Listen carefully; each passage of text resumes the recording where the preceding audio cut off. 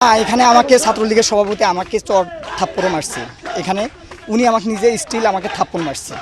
এখানে কথা হচ্ছিল আমাদের গত 9 দিন ধরে এখানে আমরা অনুষ্ঠান করতে সমাবেশ করতেছি। এখানে কোনো প্রকার আমাদের সাধারণ শিক্ষার্থী বিশৃঙ্খলা করে নাই, কিন্তু ওনারা আসার কারণেই এই বিশৃঙ্খলা হয়েছে। এই দায়ভার সাধারণ শিক্ষার্থীদের না।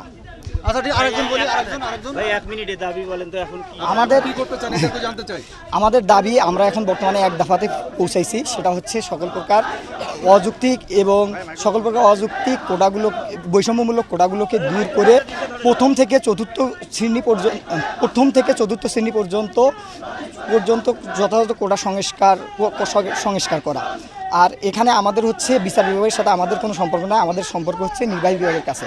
কারণ আপনারা জানেন সংবিধানের 29 নম্বর অনুচ্ছেদে বলা হয়েছে সরকারি চাকরি ক্ষেত্রে সকল নাগরিক সমান সুবিধা ভোগ করবে। কিন্তু এখানে আরও আছে যারা অনগ্রসর জনগোষ্ঠী আছে।